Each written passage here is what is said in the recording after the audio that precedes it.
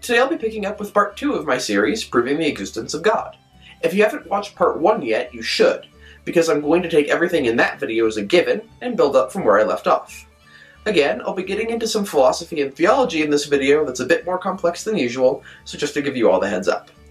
To recap, in the first video I covered the cosmological argument for the existence of God, which basically states that everything which has a beginning has a cause, the universe has a beginning, and therefore the universe had to have a cause, commonly known as God.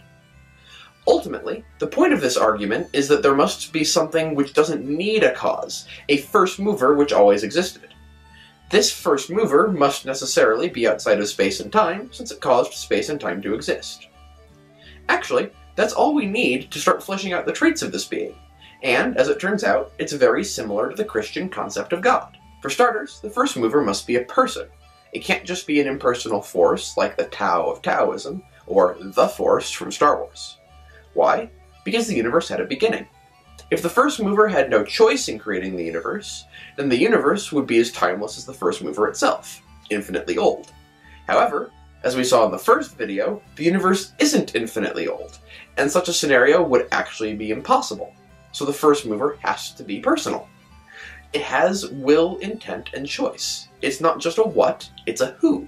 Furthermore, we have good reason to believe that the first mover is working in the universe right now, not just at the beginning of time. It isn't the divine watchmaker of deism, a being which created the universe but then left it to run down on its own. The universe didn't just need its past explained, the present needs to be explained as well. It's the same issue we talked about to prove the first mover. Your parents caused you to exist in the past, but there are also things causing you to exist right now. For example, the sun, air, and physics. Without these things existing right now, you wouldn't exist. However, the sun, the atmosphere, and physics all need causes as well, causes that are working in the present. So it's the same issue we talked about in the last video. This chain of present causes can't be infinite, because infinites are impossible in the real world. So there must be an uncaused cause which sustains everything's existence right now. Furthermore, it would make a lot of sense for this uncaused cause, which sustains the universe, to be the same being as the first mover which created the universe. The connection isn't necessary, but from what we know, it really seems to fit. This has a few major implications. If the first mover is, in the present, sustaining all of existence, then that means it has complete control over the universe and its workings. Furthermore, since the first mover is a person, that implies it has full knowledge about the universe. Those two terms are better known as omnipotence and omniscience. So at this point, I think it's pretty safe to stop using first mover and just start calling this being God. However, there's a lot more meant by the Christian idea of God than what I've covered so far, so to get closer to that, we'll need to look at the moral dimension of God as well. Morality is a tricky subject. It's something few people completely agree on, and most religions and philosophies advocate different sets of moral principles.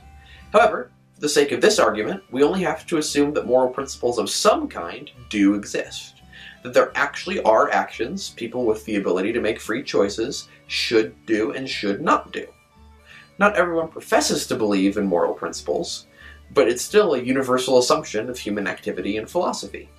Even those who don't think they believe in right and wrong still act as though they do, and they still justify their actions by appealing to morality. Given that universal moral principles exist, let's look at the implications. Why does morality exist? Or, in other words, what's the basis of morality? It can't be based in the natural world, because it concerns what ought to be, not what is. Science, the rational study of the material world, only deals with questions about what is, how things actually work. Morality, on the other hand, concerns what should be, what actions we should take regardless of how we're doing things now. Therefore, this morality thing can't have a natural basis, so it must have a supernatural basis. Now here's where we must make a slight logical leap. Just as with the uncaused cause, this source of morality doesn't have to be God. However, moral principles have an incredible binding power on our lives, so it would just make sense for the source of these principles to be the source and sustainer of everything else in existence as well.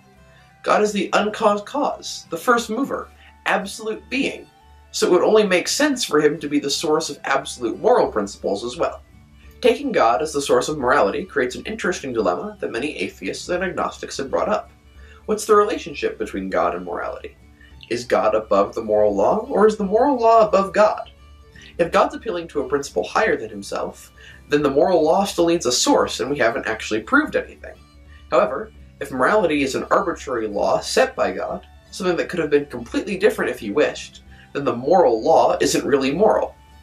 If God could have made morality whatever he wanted it to be, then how can we say it has any binding force on our lives? It may have a very powerful enforcer, but it's no better than any of the laws passed by human governments here on Earth. So neither God above the law, nor the law above God makes any sense. However, there is another option. God equal to the moral law. What this means is that morality is a necessary consequence of God. He is its source, but not a letter of it could have been any different. Morality is a part of God's nature, a part of what makes God, God.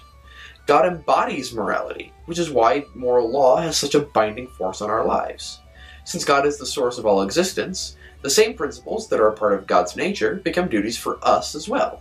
To do anything else is to literally destroy ourselves, lessening our own existence by separating ourselves from the source of existence. So, to conclude, we have determined that God is omniscient, omnipresent, omnipotent, and the innate source of goodness. This encapsulates an incredible amount of what Christians believe by God, and at this point he could be nothing other than the God of the three Abrahamic religions. However, this still isn't everything Christians include in our idea of God. Take, for example, the Trinity. At this point, we're getting into doctrines that fall under divine revelation and couldn't be revealed by reason or philosophy alone. However, that doesn't mean these doctrines must only be taken on faith. So next time, I'm going to cover the reasonableness of these doctrines, along with the strongest evidence for the truth of the Christian and particularly Catholic faith: miracles. I'm Horam Dei Gloriam. Thank you so much for watching.